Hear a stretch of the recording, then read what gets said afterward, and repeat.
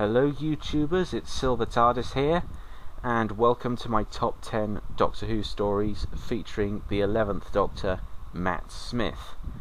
Yeah, it's been a while since I've done any sort of Doctor Who video, and I should note before we begin, multiple Doctor stories will not be included on lists like these, so don't expect to see Day of the Doctor, the 5 Doctors, or the 3 Doctors, or any story like that on here, because I wanted to judge stories with only one Doctor in them. And with Peter Capaldi's era just around the corner, it seems like as good a time as any to tell you what I think were the best stories of the last Doctor we had. And you can post yours in the comments section if you so wish. But anyway, let's begin my top 10 11th Doctor stories. And here we are at number 10. It is The Girl Who Waited. Before this episode first aired in 2011, my expectations for it weren't that high. Especially considering what the rest of Series 6 had been like. It was all over the place with good and bad stories. And the writer, Tom McRae, he'd only written Rise of the Cybermen and The Age of Steel way back in the second series of New Doctor Who. But with what this episode had, it managed to do very well. With only 3 actors, all of whom doing a fantastic job, especially Karen Gillan and Arthur Darvill. And not only does Amy steal the spotlight again, but Rory really does come over leaps and bounds here. I mean, from A Good Man Goes to War, right up until the wedding of River Song, Rory became a character who can really be taken seriously. He even took the moral high ground over the Doctor in this story. And on the subject of the Doctor, he actually comes across as the bad guy by the end of this, because he's forcing Rory to make a very hard decision: take his present wife with him and let the older Amy fade away as a paradox, or take the older Amy away with him and leave the younger Amy to wait 36 years for him. I really want to see the Doctor make more harsh decisions like that, and I mean actually make them, not just avoid them like he did in Day of the Doctor. And as for Rory, well, it's kind of a pity that he regressed to the bumbling idiot we first saw in Series 5 when Series 7 began. But anyway, moving on to number 9. And at number 9 we have The Crimson Horror. I've already done a full review of this episode, so be sure to check that out. There's a link in the description. But The Crimson Horror is a story I had high expectations for, mainly because it was written by Mark Gatiss. Then there was the premise. I mean, Victorian industrialists are remembered as quite cold-hearted people, and Diana Rigg certainly brings that across in her performance as Mrs. Gillyflower. Her daughter Rachel Sterling as Ada, she was brilliant too. And of course the Paternoster gang get the first 15 minutes of the story to themselves, which I like, and Jenny gets a good portion of development, which is more than I can say for Clara at this point. But yeah, a very good, I would call it a standalone story, except at the end, there is still the question of who is Clara that they were asking every week, and then the cliffhanger leads on into next week's story. But yeah, The Crimson Horror, a really bloody good episode. And up next at number 8 we have Amy's Choice from Series 5. This episode is very similar to The Girl Who Waited, in the sense that it's about getting Amy and Rory paired up properly and having Amy get right what Rose got wrong with Mickey in series 1 and 2, and that is to actually care about the person she calls her boyfriend and not keep fawning over the Doctor. But taking a look at the actual story, the premise is really good, and Toby Jones as the Dream Lord makes a fantastic villain. Although I did raise an eyebrow when we found out exactly where he came from. Turns out it was psychic pollen that got clogged up in the works of the TARDIS. But if you look carefully, you can see hints of the Doctor trying to compete with Rory for Amy's approval at first, but later on in the story he backs down and thinks, no, this is Amy's choice, not mine, hence the title. And I actually liked Amy a lot more from this point on, but I am quite surprised they haven't brought the Dream Lord back by now, because there was that hint that he hadn't been completely vanquished. And also Simon Nye, the person who wrote this episode, he hasn't come back to Doctor Who or television at all, for that matter, since he wrote Amy's Choice, and I really think he should. He hasn't been scheduled for Series 8, but please, just get him along for Doctor Who Series 9, and if you can, well, I'll be over the moon then. At number 7, and a few of you might find this controversial, it's The Hungry Earth and Cold Blood. Now, I know what a lot of you are going to say at this point. This story sucked because it didn't have proper Silurians. And yes, guys, I see your point. But with that criticism aside, there really isn't much in this story to complain about. Part 1 starts off as your typical base under siege from an army of monsters, and then by Part 2 there's this huge planet-scale moral dilemma about who should inherit Earth, and the audience finds themselves on the fence, like thinking, hang on, are humans the good guys or are they the good guys? And it's that change in mood between Part 1 and Part 2 of a story that Chris Chibnall, who wrote this episode, is so good at doing, and I hope he comes back to work on Doctor Who soon. But this story's far from perfect. Like I said, there's this completely inaccurate Silurian redesign that we had in 2010, plus Rory dying for the first time, and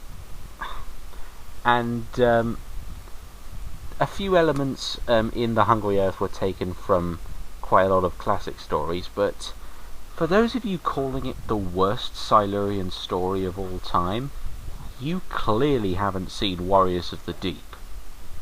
And moving on to number 6, it is Name of the Doctor. Now, admittedly with this story, I have done a full review of it, but there are quite a few holes I can poke in it. But as far as Series 7 goes, I think this was a satisfying series finale, although turns out Stephen Moffat wanted to take the whole Trenzalore thing even further. Wasn't expecting that. The acting as a whole in this story was really good. Even Richard E. Grant manages to make up for his wasted performance in The Snowmen. But our regular characters, the Doctor, the Paternoster Gang, Clara, they're all good. Although I think Jenny's death could have been handled a little bit better. And as for Clara, her Impossible Girl story arc has come full circle. The explanation as to why she appears in different times works more or less perfectly, although Clara herself, she's not a character by this story. She's just a plot device, a MacGuffin.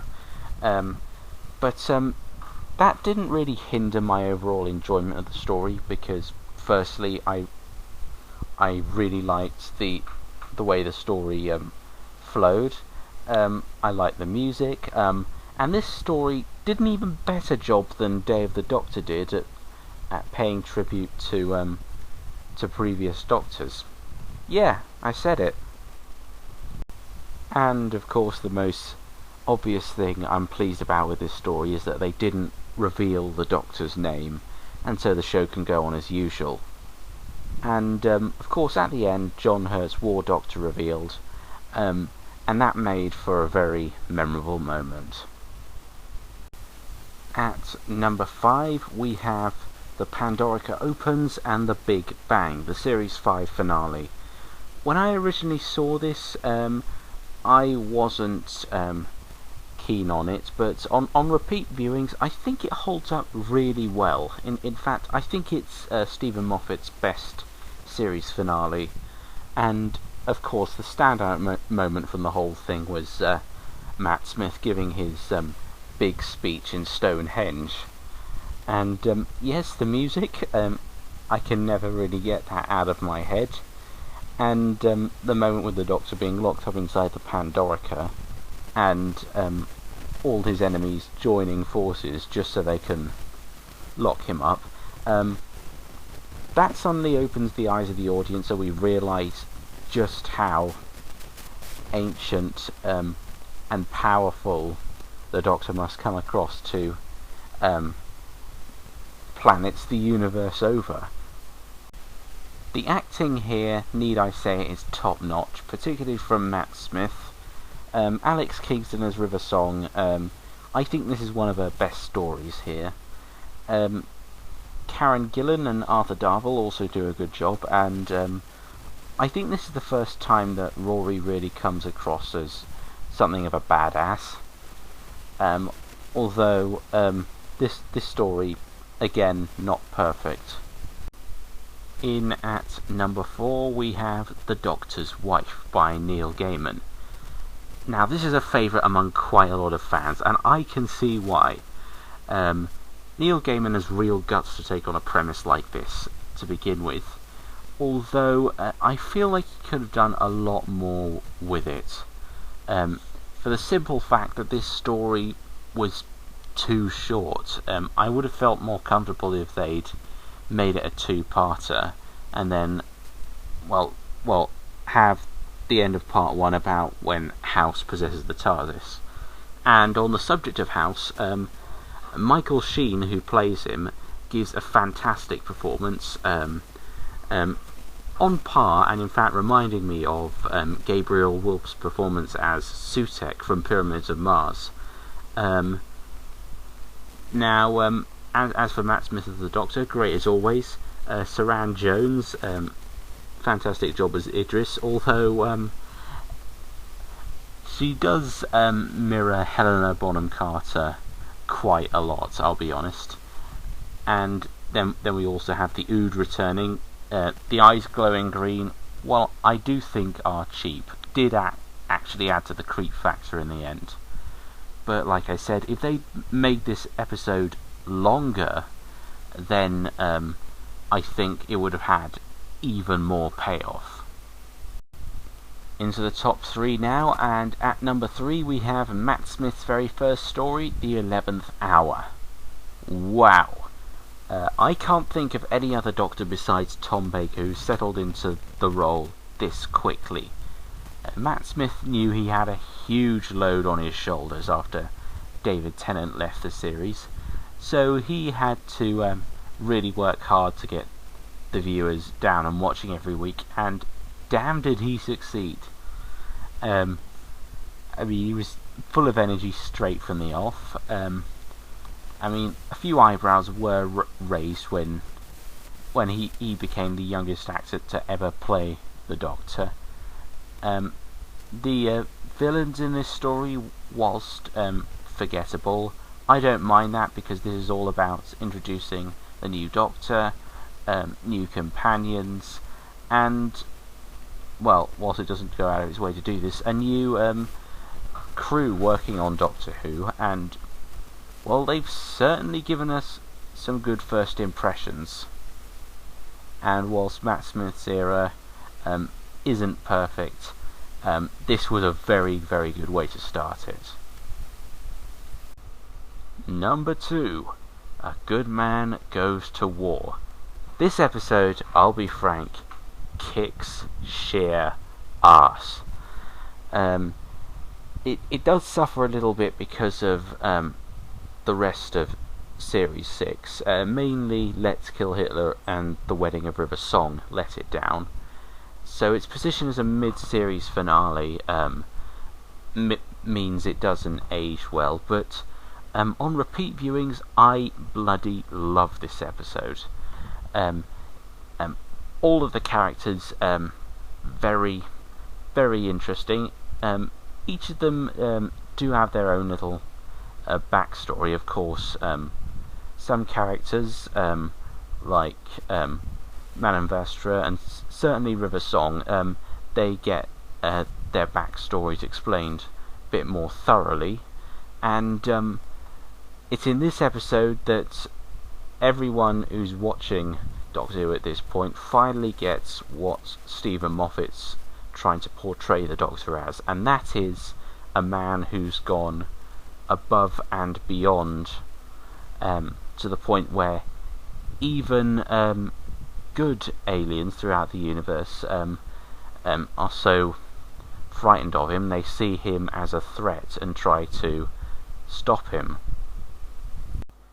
There are a good many moments in this story that stick with me, whether it's the Doctor confronting Colonel Manson / Runaway, the reveal of the Doctor's various alien allies, Rory confronting the Cybermen at the beginning, although I did think the idea of persuading the audience that the Doctor was the father of Melody Pond was not clever, it was just annoying. And then of course there was River Song being revealed as Amy's daughter at the end, which I think worked well, although Stephen Moffat completely forgot all about it when Asylum of the Daleks hit our screens. But anyway, that's 9 of the 10 stories down, and we're at number 1. So, my favourite ever 11th Doctor story is Dinosaurs on a Spaceship by Chris Chibnall. When asking other fans what their favourite episode of Series 7 was, I tend to get answers like Asylum of the Daleks, or The Snowmen, or The Angels Take Manhattan, 2 of which I thought were mediocre at best, and Asylum of the Daleks, which I thought was bloody awful. But Dinosaurs on a Spaceship, why do fans overlook this one? It's a great standalone story. It's got a sort of classic element about it, whilst it doesn't have cliffhangers or anything you'd expect from a classic series stories. It does have one important thing. It's a nice, simple story you can watch on a Saturday night without having to worry whether you've seen any of the other episodes to understand what's going on. Our 3 lead characters, Matt Smith as the Doctor, Karen Gill and Arthur Darvill, all great in their roles as usual. David Bradley as Solomon, good performance, although not the most memorable of villains. Although I did think the Doctor was right to blow him up at the end, considering he had a long list of disgusting crimes. You could say that Riddell the Hunter and Nefertiti, there wasn't really any point to them being in this story, but it was fun to have them along for the ride. I mean, Riddell especially had some great one-liners, and then Mark Williams as Roy's dad Brian, great supporting character, in fact one of the best from Matt Smith's era. It's just a shame that we probably won't see him again though. And yes, the dinosaurs themselves look great. Just wish we could have seen a bit more of them. But anyway, Yeah, dinosaurs on a spaceship, my favourite 11th Doctor story.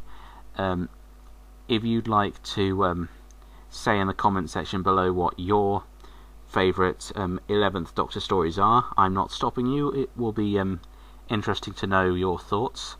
So this is Silver TARDIS. Thanks for watching. Goodbye.